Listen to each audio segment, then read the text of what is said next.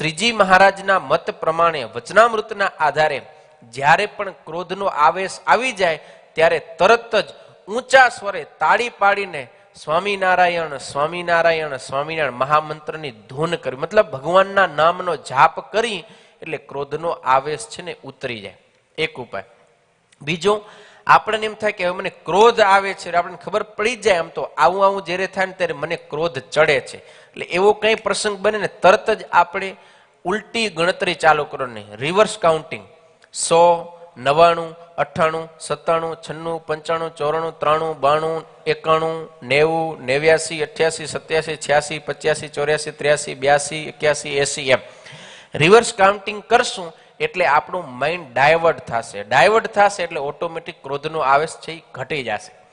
ત્રીજો ઉપાય એવો હતો કે કંઈક એકાદો ટીપું પાણીનું આપણી જીભ ઉપર મૂકી દેવાનું, પછી એને ન અંદર ઉતારવાનું ન બહાર કાઢવાનું. એમ આવી રીતે આપણે ક્રોધના આવેગને જીતી શકીએ છીએ.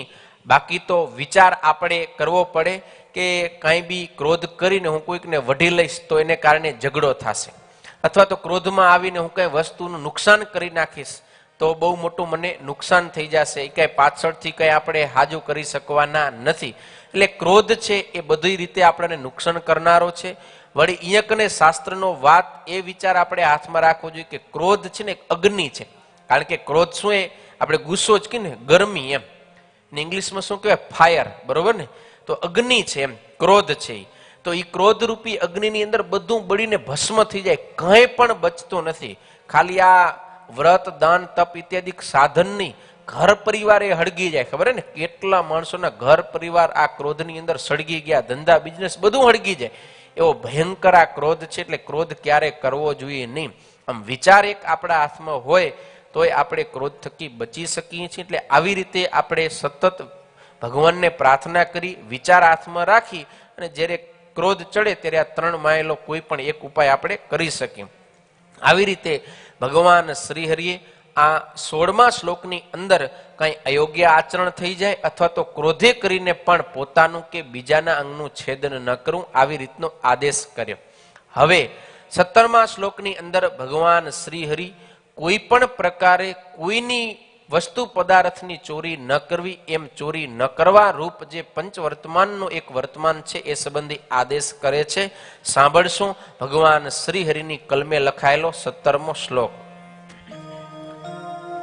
સ્તેના કર્મન કર્તવ્યમ ધર્માર્થમપી કેનચિત. સ્તેના કર્મન કર્તવ્યમ ધર્માર્થમપી કેનચિત. સ્તેના કર્મન કર્તવ્યમ ધર્માર્થમપી કેનચિત. સ્તેના કર્મન કર્તવ્યમ ધર્માર્થમપી કેનચિત.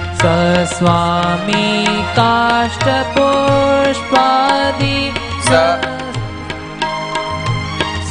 સ્વામી કાષ્ઠપુષ્પાદિ ન ગ્રાહ્યં તદનાજ્ઞયા. સ્વામી કાષ્ઠપુષ્પાદિ ન ગ્રાહ્યં તદનાજ્ઞયા.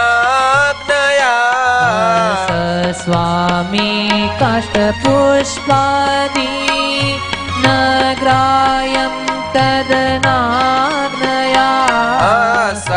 સ્વામી કાષ્ઠપુષ્પાદિ ન ગ્રાહ્યં તદનાજ્ઞયા. સ્તેના કર્મન કર્તવ્યમ ધર્માર્થમપી કેનચિત. સ્તેના કર્મન કર્તવ્યમ ધર્માર્થમપી કેનચિત. ધર્માર્થમપી કેનચિત. ધર્માર્થમપી કેનચિત.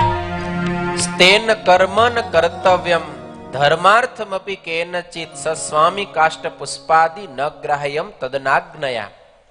અને ધર્મ કરવાને અર્થે પણ અમારા સત્સંગી કોઈએ ચોરનું કર્મ ન કરવું, અને ધણિયાતું જે કાષ્ટ પુષ્પ આદિક વસ્તુ તે તેના ધણીની આજ્ઞા વિના ન લેવું.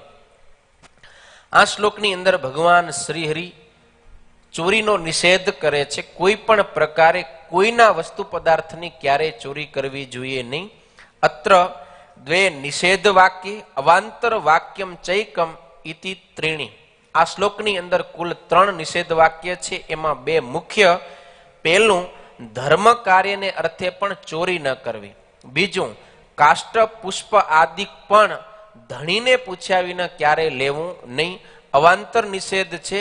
ચોર જાતિના મનુષ્યોએ પણ ચોરનો કર્મ ક્યારે કરવું જોઈએ નહીં, અર્થાત ચોરી ન કરવી જોઈએ.